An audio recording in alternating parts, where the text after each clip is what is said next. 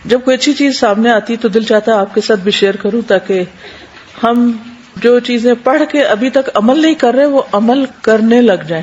مجھے امید ہے نماز تو کچھ نہ کچھ امپروو ہوئی ہی ہوگی. آج صدقے کے بارے میں کچھ پڑھتے ہیں، دیکھتے ہیں ہم کیا کر سکتے ہیں. سعودی عرب میں ایک مصری عالم نے صدقہ کی عظمت اور فضیلت پر ایک دل نشین لیکچر ارشاد فرمایا. انہوں نے دوران گفتگو احادیث مبارکہ کے حوالے سے ذکر کیا کہ صدقہ بلاؤں، مصیبتوں اور بیماریوں سے نجات پانے کا بہترین آزمودہ نسخہ ہے. مصری عالم کی گفتگو کے دوران ایک مصری آدمی ہی کھڑا ہوا اور اس نے کہا کہ واقعی آپ کی بات مبنی بر حقیقت ہے. میں نے خود تجربہ کیا ہے کہ صدقہ انسان کو مصائب و آلام اور موذی امراض سے بچاؤ کا ذریعہ بن جاتا ہے. اس شخص نے اپنا واقعہ بیان کرتے ہوئے کہا کہ میں دل کے مرض میں مبتلا تھا، یعنی ہارٹ ڈیزیز تھی، اور میرا مرض انتہائی نازک صورتحال اختیار کر چکا تھا. مجھے 2 دفعہ ہارٹ اٹیک ہو چکا تھا. مقامی ڈاکٹروں نے میری زندگی اور موت کے درمیان ایک لکیر سے کھینچ دی. مجھے اپنی موت کے آثار نظر آنے شروع ہو گئے. میں نے آخری چارے کے طور پر امریکہ کا رخ کیا اور وہاں ماہرین نے امراض دل سے رجوع کیا. ان کے علاج سے مجھے کچھ افاقہ ضرور ہوا، مگر موت کے سائے ختم نہ ہوئے. پھر ہر 3 مہینے بعد امریکہ جانا میرا معمول بن گیا. ادویات کے سہارے میری زندگی کی سانس چل رہی تھی. ایک دن ایک عجیب واقعہ رونما ہوا. میں گوشت خریدنے کے لیے قصاب کی دکان پر گیا. وہاں ایک پردہ نشین خاتون کھڑی تھی. قصاب جب گوشت بناتے ہوئے فالتو چربی، چچھڑے وغیرہ نیچے پھینکتا تو اگر اس کے ساتھ معمولی سا گوشت چپکا رہ جاتا تو وہ عورت لپک کر اسے اٹھا کر اپنے بیگ میں ڈال لیتی. میں کافی دیر تک یہ منظر دیکھتا رہا. بالآخر میں نے اس عورت سے پوچھ ہی لیا کہ بہن یہ کیا ماجرا ہے، یعنی تم چن رہی ہو؟ خاتون نے بتانے سے انکار کر دیا. جب میرا اصرار بڑھا تو اس نے چھلکتی آنکھوں سے بتایا کہ میرے گھر میں 7 ماہ سے گوشت نہیں پکا. حالات نے اس موڑ پہ لا کھڑا کیا ہے کہ زندگی کی گاڑی بمشکل حرکت میں ہے. آج میرے چھوٹے چھوٹے بچوں نے ضد کی کہ ہمیں گوشت پکا کر کھلاؤ. میں گوشت خریدنے کی طاقت نہیں رکھتی، اس لیے قصاب کی دکان سے فالتو چربی وغیرہ سے لگے ہوئے گوشت کے ٹکڑے جمع کر رہی ہوں کہ انہی کا شوربہ بنا کر اپنے بچوں کی خواہش پوری کر دوں. اس درد بھری کہانی سن کر میرے رونگٹے کھڑے ہو گئے. میری آنکھوں سے آنسو چھلک پڑے. میں نے قصاب سے کہا بہن جب چاہے جتنا چاہے گوشت خرید لے، آئندہ اس کی قیمت میں ادا کیا کروں گا.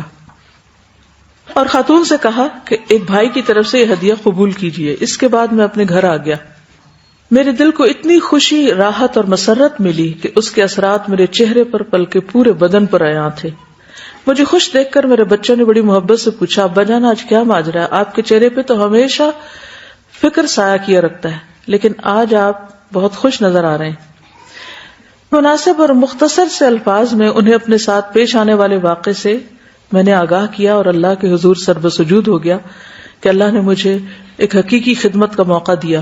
اس کے نتیجے میں مجھے اطمینان قلب کی دولت سے مالا مال کر دیا. کچھ عرصے بعد میں حسب معمول امریکہ گیا تو میرے معالج میری ٹیسٹ رپورٹس دیکھ کر حیران رہ گئے کہ یہاں مرض دل کے ہاتھوں موت کے منہ تک پہنچنے والا شخص بالکل نارمل ہو چکا تھا، جیسے اسے کبھی یہ مرض ہوا ہی نہیں. انہوں نے مجھے پوچھنا شروع کر دیا کہ تم نے کون سا نسخہ اختیار کیا، کہاں سے علاج کرایا؟ میں نے انہیں بتایا کہ کسی عام ڈاکٹر اور معالج کا نسخہ نہیں بلکہ رسول اکرم صلی اللہ علیہ وسلم کا بتایا ہوا نسخہ ہے کہ صدقہ بلاؤں کو ٹال دیتا ہے.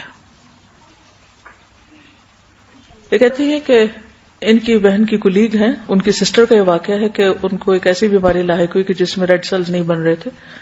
تو ڈاکٹر نے کہا اس کا کوئی علاج نہیں ہے. تو انہوں نے سوچا کہ مزید علاج کے لیے چوڑیاں وغیرہ بیچی جائیں. تو انہوں نے کہا کہ علاج کی بجائے اگر اس پیسے کو ہم صدقہ کر دیتے ہیں تو الحمدللہ کچھ عرصے کے بعد رپورٹس بہتر آنا شروع ہو گئی. کسی کی ہیلپ کرتے ہیں تو باڈی میں سے ایسے ہارمونز ریلیز ہوتے ہیں جو کہ انسان کو خوشی دیتے ہیں. یہ سائنٹیفکلی پرووڈ ہے. اور جب انسان کے اندر خوشی ہوتی ہے تو وہ چیز اس کے باڈی کے بیلنس کو اور بیماری کو بھگانے میں بہت زیادہ کردار ادا کرتی ہے.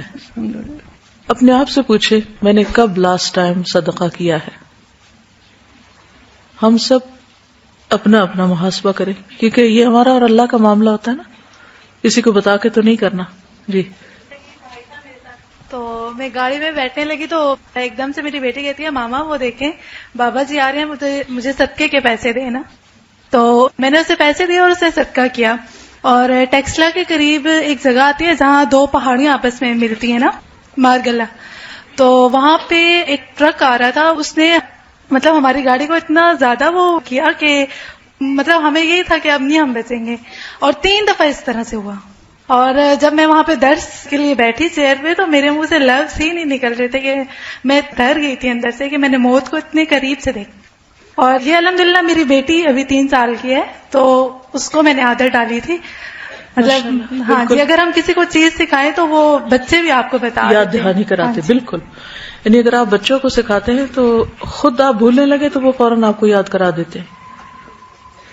یعنی اگر کوئی بیمار ہوتا ہے تو گوشت کا اسپیشل لوگ صدقہ کرتے ہیں, اور کھانے کی کسی بھی چیز کا کیا جا سکتا ہے, اس میں کوئی اسپیسیفک نہیں کہ اس کی گردن ہو یا کوئی اور ہو یا بکرا ہی ہو.